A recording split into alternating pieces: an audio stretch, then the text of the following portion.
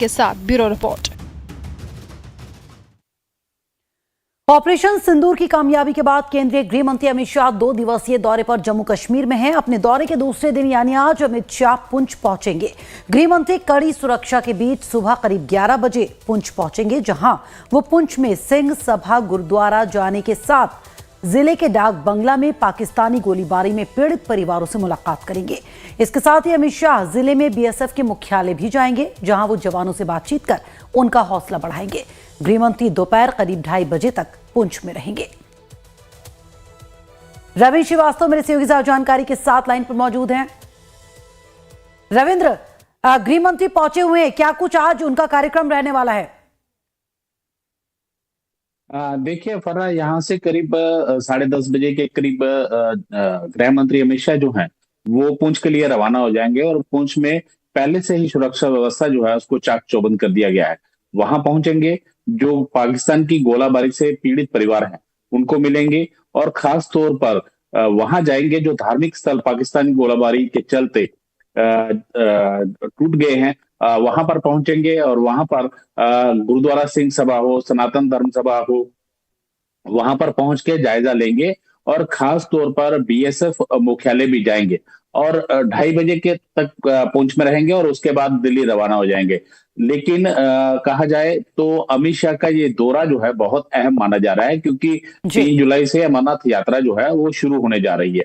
तो ऐसे में कहा जाए पाकिस्तान की गोलाबारी और दूसरा अमरनाथ यात्रा जब शुरू होने जा रही है, तो ऐसे में उसके ऊपर आतंकी साया जो है वो भी बरकरार है।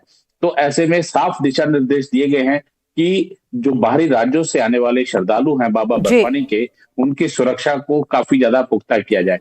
580 रविंद्र, काफी बढ़ा दी गई है, करीब 581 और कंपनियों को तैनात किया जाएगा अमरनाथ यात्रियों की सुरक्षा को देखते हुए। बिल्कुल, देखिए फर्रा, 581 अतिरिक्त पुलिस बल जो है वो तैनात किया जाएंगे। यहाँ पर 42,000 के करीब जवान जो हैं वो तैनात होंगे, ताकि अमरनाथ यात्रा में कोई भी आतंकी परिंदा जो है वो पर ना मार सके।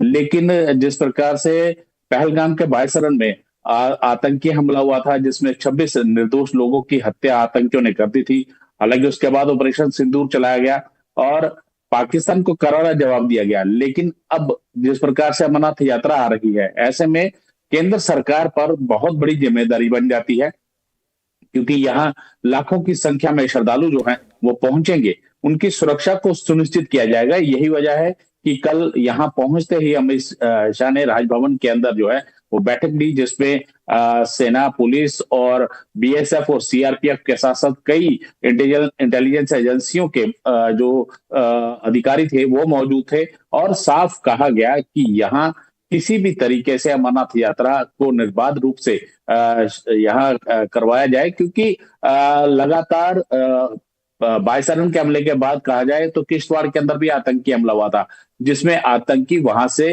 भाग निकले थे और बायसरन के आतंकी भी अभी तक सुरक्षा एजेंसियों की पहुंच से दूर हैं। तो ऐसे में कहा जाए अमरनाथ यात्रा करवाना एक बहुत बड़ी चुनौती सरकार के लिए होगी। लेकिन जिस प्रकार से आज पुंछ पहुंचेंगे, वहां पर पीड़ितों से मिलेंगे, बीएसएफ मुख्यालय जाएंगे, गुरुद्वारा सिंह सभा और सनातन धर्म के लोगों से भी मिलेंगे, क्योंकि पाकिस्तान की गोलाबारी से धार्मिक स्थल जो हैं उनको काफी क्षति पहुंची है।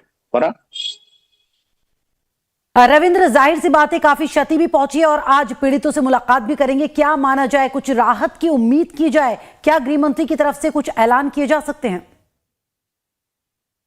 बिल्कुल, देखिए फरा, लोगों को तो यही उम्मीद है कि केंद्र सरकार कहीं ना कहीं उनको एक पैकेज देगी, क्योंकि जिस प्रकार से 15 लोगों की मौत वहां पर हो गई थी गोलाबारी के चलते और 56 के करीब लोग जो हैं वो जख्मी हुए थे। तो ऐसे में कई घर जो हैं वो तबाह हो चुके हैं, कई धार्मिक स्थल जो हैं उनको क्षति पहुंची है। तो ऐसे में लोग यही उम्मीद लगाए बैठे हैं कि केंद्रीय गृह मंत्री कोई ना कोई राहत पैकेज जरूर देंगे। लेकिन फिलहाल कहा जाए तो एक एक सरकारी नौकरी जिनके परिवार के सदस्य पाकिस्तान की गोलाबारी का शिकार हुए हैं, उनके सदस्यों को नौकरी जो है वो सरकारी दी जाएगी।